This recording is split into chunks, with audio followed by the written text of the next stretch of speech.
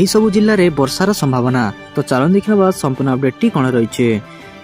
କାଲି ରାଜ୍ୟରେ ପାଗ ମୁଖ୍ୟତଃ ଶୁଖିଲା ରହିଥିଲା, କିନ୍ତୁ ଆଜି କିଛି ଜିଲ୍ଲାରେ ମଧ୍ୟମ ଧରଣର ବର୍ଷା ହେବାର ସମ୍ଭାବନା ରହିଛି। ସେସବୁ ଜିଲ୍ଲାଗୁଡ଼ିକ ହେଲା ନୂଆପଡ଼ା, ବଲାଙ୍ଗୀର, କଳାହାଣ୍ଡି, ନବରଙ୍ଗପୁର, ରାୟଗଡ଼ା, କୋରାପୁଟ। ସେହିପରି ଆସନ୍ତା 4 ରୁ 5 ଦିନ ମଧ୍ୟରେ ରାତି ତାପମାତ୍ରାରେ ବିଶେଷ ପରିବର୍ତ୍ତନ ହେବ ନାହିଁ, ଏନେଇ ଆଞ୍ଚଳିକ ପାଣିପାଗ ବିଭାଗ ପକ୍ଷରୁ ସୂଚନା ମିଳିଛି। ତ ଚାଲନ୍ତୁ ଦେଖିବା ପରବର୍ତ୍ତୀ ଅପଡେଟ୍ କ'ଣ ରହିଛି। ମାର୍ଚ୍ଚ 6 ରୁ ନବମ ଶ୍ରେଣୀ ବାର୍ଷିକ ପରୀକ୍ଷା। ମାଧ୍ୟମିକ ଶିକ୍ଷା ପରିଷଦ ଦ୍ୱାରା ପରିଚାଳିତ ହାଇସ୍କୁଲ ଓ ମାଧ୍ୟମର ନବମ ଶ୍ରେଣୀ ବାର୍ଷିକ ପରୀକ୍ଷା ମାର୍ଚ୍ଚ 6 ରୁ ଆରମ୍ଭ ହୋଇ 15ରେ ଶେଷ ହେବ। ଛାତ୍ରଛାତ୍ରୀ ବାର୍ଷିକ ପରୀକ୍ଷା ନିଜ ହାଇସ୍କୁଲ ଓ ଟୋଲରେ ଦେବେ। ବୋର୍ଡ ପକ୍ଷରୁ ବାର୍ଷିକ ପରୀକ୍ଷାର ପ୍ରଶ୍ନପତ୍ର ଅନଲାଇନ ମାଧ୍ୟମରେ ଯୋଗାଇ ଦିଆଯିବ।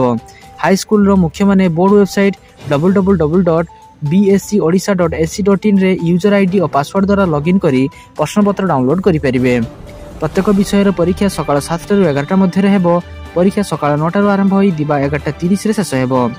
ଜିଲ୍ଲା ଶିକ୍ଷା ଅଧିକାରୀ ପ୍ରତ୍ୟକ୍ଷ ତତ୍ତ୍ୱାବଧାନରେ ମୂଲ୍ୟାଙ୍କନ କାର୍ଯ୍ୟ ମଧ୍ୟ ନିଜ ବିଦ୍ୟାଳୟରେ କରାଯିବ। ଏଥିସହ ପରବର୍ତ୍ତୀ ଶିକ୍ଷାବର୍ଷ ଆରମ୍ଭ ଅର୍ଥାତ୍ ଏପ୍ରିଲ 1 ପୂର୍ବରୁ ବିଦ୍ୟାଳୟଗୁଡ଼ିକ ପରୀକ୍ଷା ଫଳ ପ୍ରକାଶ କରିବେ। ହାଇସ୍କୁଲ ନବମ ଶ୍ରେଣୀର ପରୀକ୍ଷା ସୂଚୀ ଅନୁସାରେ ମାର୍ଚ୍ଚ 6ରେ ଦ୍ୱିତୀୟ ଭାଷା ଇଂରାଜୀ, ହିନ୍ଦୀ, ପରିବେଶ ଓ ଜନସଂଖ୍ୟା ଶିକ୍ଷା, 7ରେ ତୃତୀୟ ଭାଷା ହିନ୍ଦୀ, ଓଡ଼ିଆ, ସଂସ୍କୃତ, 9ରେ ସାଧାରଣ ବିଜ୍ଞାନ, 11ରେ ଗଣିତ, 12ରେ ସାମାଜିକ ବିଜ୍ଞାନ ଓ 13 ତାରିଖରେ ପ୍ରଥମ ଭାଷା ଓଡ଼ିଆ, ବଙ୍ଗଳା, ହିନ୍ଦୀ, ଉର୍ଦ୍ଦୁ, ତେଲୁଗୁ ବିଷୟରେ ପରୀକ୍ଷା ହେବ। ସେହିପରି ମଧ୍ୟମା ନବମ ଶ୍ରେଣୀର ପରୀକ୍ଷା ସୂଚୀ ଅନୁସାରେ ମାର୍ଚ୍ଚ 6 ତାରିଖରେ ଇଂରାଜୀ, 7 ତାରିଖରେ 9 ତାରିଖରେ ସଂସ୍କୃତ ବ୍ୟାକରଣ ଓ ଦର୍ଶନ, 11 ତାରିଖରେ ଗଣିତ, 12 ତାରିଖରେ ସାମାଜିକ ବିଜ୍ଞାନ ଓ 13 ତାରିଖରେ ପ୍ରୟୋଗାତ୍ମକ ସଂସ୍କୃତ, 14 ତାରିଖରେ ବିଜ୍ଞାନ ଓ 15 ତାରିଖରେ ମାତୃଭାଷା ଓଡ଼ିଆ, ହିନ୍ଦୀ ବିଷୟରେ ପରୀକ୍ଷା ହେବ। ଚାଲନ୍ତୁ ଦେଖିବା ପରବର୍ତ୍ତୀ ଅପଡେଟ୍ କ'ଣ ରହିଛି। ଯଦି ଆକାଉଣ୍ଟକୁ ପିଏମ୍ କିଷାନର 16ତମ କିସ୍ତି ଟଙ୍କା ନ ଆସିଛି, ତେବେ ଏହିଭଳି କରନ୍ତୁ ଆବେଦନ। ତ ଚାଲନ୍ତୁ ଦେଖିବା ସମ୍ପୂର୍ଣ୍ଣ ଅପଡେଟଟି କ'ଣ ରହିଛି। ପ୍ରଧାନମନ୍ତ୍ରୀ କିଷାନ ସମ୍ମାନ ନିଧି ଯୋଜନାର 16ତମ କିସ୍ତି ବୁଧବାର ଅର୍ଥାତ୍ କାଲି 28 ତାରିଖରେ କୃଷକଙ୍କ ଖାତାକୁ ପଠାଯାଇଛି। ପ୍ରଧାନମନ୍ତ୍ରୀ ନରେନ୍ଦ୍ର ମୋଦି କୃଷକଙ୍କ ଆକାଉଣ୍ଟକୁ 2000 ଟଙ୍କା ଲେଖାଏଁ ପଠାଇଛନ୍ତି। ତେବେ ଏହା 2024ର ପ୍ରଥମ କିସ୍ତି ହୋଇଥିବା ବେଳେ ଯଦି କୌଣସି ହିତାଧିକାରୀଙ୍କ ଆକାଉଣ୍ଟକୁ ନ ଯାଏ, ତେବେ ଏହି ସମ୍ବନ୍ଧରେ ଅଭିଯୋଗ କରିପାରିବେ। ପ୍ରଧାନମନ୍ତ୍ରୀ କୃଷକ ସମ୍ମାନ ନିଧି ଯୋଜନା ଆପଣ ହିତାଧିକାରୀ ହୋଇଥିଲେ, ତେବେ ବୁଧବାର ଆପଣଙ୍କର ଆକାଉଣ୍ଟକୁ ଟଙ୍କା ପଠାଯାଇଥିବ। ଯଦି ଏହି କିସ୍ତି ଟଙ୍କା ନ ମିଳେ, ତେବେ ଆପଣ PM କିଷାନ ICT@gov ରେ ଯୋଗାଯୋଗ କରିପାରିବେ। ଏହାଛଡ଼ା ଆପଣ ଏହି ହେଲ୍ପଲାଇନ୍ ନମ୍ବର 011243000606ରେ ମଧ୍ୟ ଫୋନ୍ କରିପାରିବେ। ତେବେ ଟଙ୍କା ଆକାଉଣ୍ଟକୁ ଆସିଛି କି ନାହିଁ ତାହା ଜାଣିବା ଲାଗି ହିତାଧିକାରୀଙ୍କ ୱେବସାଇଟ୍ pmkisan.gov.in କୁ ଯାଆନ୍ତୁ। ଏଠାରେ ହୋମ୍ ପେଜରେ ଥିବା ଫାର୍ମର୍ସ କର୍ଣ୍ଣର ସେକ୍ସନରେ କ୍ଲିକ୍ କରନ୍ତୁ।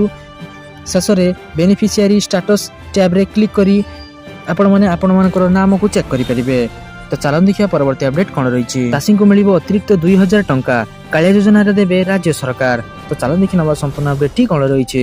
ରାଜ୍ୟବାସୀଙ୍କ ପାଇଁ ଖୁସି ଖବର, କାଳିଆ ଯୋଜନାକୁ ନେଇ ବଡ଼ ଘୋଷଣା କରାଯିବା ପରେ ଏବେ ରାଜ୍ୟର ଲକ୍ଷ ଲକ୍ଷ ଚାଷୀ ଲାଭ ପାଇବାକୁ ଯାଉଛନ୍ତି। ଏହାରି ମଧ୍ୟରେ ଆଉ ଏକ ବଡ଼ ଘୋଷଣା କରିଥିଲେ ଓଡ଼ିଶା ସରକାର, ଯେଉଁଥିରେ ଭୂମିହୀନ ଚାଷୀଙ୍କୁ ମିଳିବ ଫାଇଦା, ଭୂମିହୀନ ଚାଷୀଙ୍କୁ ବି ମିଳିବ ଆର୍ଥିକ ସହାୟତା।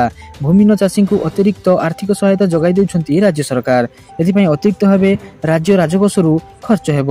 କାଳିଆ ଯୋଜନାରେ ହିତାଧିକାରୀ ଥିବା ଭୂମିହୀନ ଚାଷୀ ପରିବାରକୁ ଆଉ 2000 ଟଙ୍କାର ଅତିରିକ୍ତ ସହାୟତା ମିଳିବ, ଏନେଇ ଘୋଷଣା କରିଥିଲେ ମୁଖ୍ୟମନ୍ତ୍ରୀ ନବୀନ ପଟ୍ଟନାୟକ। ନୂଆ ଓଡ଼ିଶାରେ କୃଷିର ବିକାଶ ପାଇଁ କାଳିଆ ଯୋଜନାକୁ ବ୍ୟାପକ କରିଛନ୍ତି ରାଜ୍ୟ ସରକାର। ଭୂମିହୀନ ଚାଷୀଙ୍କୁ ଅତିରିକ୍ତ 2000 ସହାୟତା ପ୍ରଦାନ ସହ ଚାଷୀଙ୍କ କଲ୍ୟାଣ ପାଇଁ ଆଗାମୀ 3 ବର୍ଷରେ 6,29,070 କୋଟି ଟଙ୍କା ଖର୍ଚ୍ଚ ହେବ। ଚାଷୀ ଓ ଚାଷୀଙ୍କ ସମୃଦ୍ଧି ନୂଆ ଓଡ଼ିଶା ବିକାଶକୁ ତ୍ୱରାନ୍ୱିତ କରୁଛି। କାଳିଆ ଯୋଜନା କିସ୍ତି ସହ ଭୂମିହୀନ ଚାଷୀ ମଧ୍ୟ ପାଇବେ ଟଙ୍କା। ମିଳିଥିବା ସୂଚନା ଅନୁସାରେ ମାର୍ଚ୍ଚ ମାସ ପ୍ରଥମ ସପ୍ତାହରେ ହିଁ ଚାଷୀଙ୍କ ଆକାଉଣ୍ଟ ଆସିପାରେ କାଳିଆ କିସ୍ତି, ଯେତେବେଳେ କି ପୂର୍ବରୁ ଏପ୍ରିଲ ମାସରେ ଟଙ୍କା ଆସୁଥିଲା। ତ ଚାଲନ୍ତୁ ଦେଖିବା ପରବର୍ତ୍ତୀ ଅପଡେଟ୍ କ'ଣ ରହିଛି। ରାଜ୍ୟ ସରକାରଙ୍କ ବଡ଼ ଘୋଷଣା, ଘରେ ଝିଅ ଥିଲେ ପିତାମାତାଙ୍କୁ ମିଳିବ 5000, ତୁରନ୍ତ କରନ୍ତୁ ଆବେଦନ। ଚାଲନ୍ତୁ ଦେଖି ନେବା ସମ୍ପୂର୍ଣ୍ଣ ଅପଡେଟ୍ଟି କ'ଣ ରହିଛି। ଝିଅଙ୍କ ପାଇଁ ରାଜ୍ୟ ସରକାର ଆଣୁଛନ୍ତି ବଡ଼ ଯୋଜନା। ଏହି ଯୋଜନା ଦ୍ୱାରା ବାପା ମାଆଙ୍କୁ ମିଳିବ 50,000 ଟଙ୍କା। ଏହି ଯୋଜନାର ନାମ ହେଉଛି ମାଝି କନ୍ୟା ଭାଗ୍ୟଶ୍ରୀ ଯୋଜନା। ଏହି ଯୋଜନାରେ ସରକାର ଝିଅମାନଙ୍କୁ 50,000 ଟଙ୍କା ଆର୍ଥିକ ସହାୟତା ପ୍ରଦାନ କରୁଛନ୍ତି। ଝିଅଙ୍କ ସଂଖ୍ୟା ବୃଦ୍ଧି କରିବା ଓ ସଶକ୍ତି କରିବା ପାଇଁ ରାଜ୍ୟ ସରକାର ଏହି ଯୋଜନା ଆରମ୍ଭ କରିଛନ୍ତି।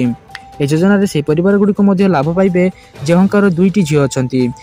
ଏହି ଯୋଜନାରେ ଅନ୍ତର୍ଭୁକ୍ତ ହେବା ପାଇଁ ଆପଣଙ୍କୁ ରାଜ୍ୟ ସରକାର ଅଫିସିଆଲ ଆକାଉଣ୍ଟକୁ ଭିଜିଟ୍ କରିବାକୁ ପଡ଼ିବ। ୱେବସାଇଟ୍ରେ ମା ଓ ଝିଅଙ୍କ ନାମରେ ଏକ ମିଳିତ ଆକାଉଣ୍ଟ ଖୋଲାଯାଇଛି। ଏହି ଯୋଜନାରେ 1 ଲକ୍ଷ ଟଙ୍କା ଦୁର୍ଘଟଣା ବୀମା ଏବଂ 5000 ଟଙ୍କା ଓଭରଡ୍ରାଫ୍ଟ ରହିଛି। ଯଦି ପିତାମାତାମାନେ ଝିଅର ଜନ୍ମ ପରେ ବାକରଣ ଅପରେସନ କରନ୍ତି, ତେବେ ସେମାନେ 50,000 ଟଙ୍କା ପାଇବେ। ଯଦି 2 ଝିଅ ହେବେ, ତେବେ ପିତାମାତାମାନେ ବ୍ୟାକରଣ କରନ୍ତି, ତେବେ प्रत्येक अकाउंट को 25,000 टंका मिलिबो। एही योजना रे लाभ पाइबा पई आवेदनकारी पई किछि डॉक्यूमेंट रहिबा बाध्यतामूलक। एथिरे Aadhaar card, bank account passbook, mobile number, passport size photo, ठिकाना प्रूफ रहिबा उचित। एहा व्यतीत आवेदनकारी आय प्रमाण मध्य रहिबा उचित। एही योजना रे आवेदनकारी केवल 2 झियों नाम रे लाभ पाइबे। एहा परे आपनकु सेठारु माझी कन्या भाग्यश्री योजना फॉर्म डाउनलोड करबा को पड़िबो। आपनकु एही फॉर्म को अति जत्नर सहित पूर्ण करबा को पड़िबो। जदि कोनोसी भूल अछि तेबे फॉर्म बातिल होइजिबो। फॉर्म पूर्ण परे आपनकु महिला एवं शिशु विकास मंत्रालय को जिबा को पड़िबो एवं समस्त डॉक्यूमेंट सहित फॉर्म दाखल करबा को पड़िबो। केवल महाराष्ट्र बासिंदा माझी कन्या भाग्यश्री योजना रो लाभ पाइ परिबे। तो चलन देखिया परवर्ती अपडेट कोन रहिछि। सरकार को एही स्कीम आपनकु करदेबो मालामाल। वार्षिक मात्र 500 टंका निवेश करी 15 वर्ष रे पांतु एथिके अर्थ राशि। तो चलन देखिनबा संपूर्ण अपडेट टी कोन रहिछि। एही सरकारी योजना रे आपण वार्षिक अति कम रे 500 टंका निवेश करि परिबे। अधिकतम 1.5 लाख पर्यंत निवेश करि परिबे। आपण एही राशि एकाथर के किंबा किस्ती रे जमा करि परिबे। बैंक ऑफ पोस्ट ऑफिस रे एफडी तुलना रे पीपीएफ रे अधिक सुध मिलता है। पीपीएफ रे सरकार वार्षिक 7.1% सुध देउछंती। एहा ऊपर निवेश करिया द्वारा चक्रवृद्धि सुध मिलता है, जहां वार्षिक आधार रे आकलन होइता है। प्रति वर्ष मार्च रे सुध प्रदान करा जाइता है। प्रति 3 मास रे किंबा त्रैमास आधार रे सुध हार रो समीक्षा करा जाइता है। सुध हार को नै शेष निष्पत्ति अर्थ मंत्रालय नै थाए। या व्यतीत पीपीएफ ऊपर टिकस छाड़र फायदा मिलता है। एणु यह चाकरीजीवी मध्य रे बहुत लोकप्रिय। पीपीएफ रे पैसा जमा करी आपण भल सुध सह टिकस छाड़ भी पाई परिबे। ए स्कीम रे आपण को 15 वर्ष पर्यंत निवेश करिया को पड़िबो। ए स्कीम रे मैच्योरिटी पीरियड 15 वर्ष हेले भी अति जरूरी समय रे आपण 50% जमा राशि उठाई परिबे। किंतु एथि पई आपण को खाता खोलिबार 6 वर्ष पूर्ण होइथिबा उचित।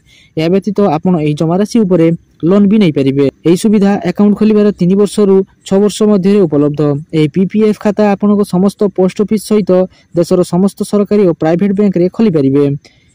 तो आपण माने शीघ्र जाई आपण को पोस्ट ऑफिस किंबा निकटस्थ बैंक रे जोगाजोग करंतु।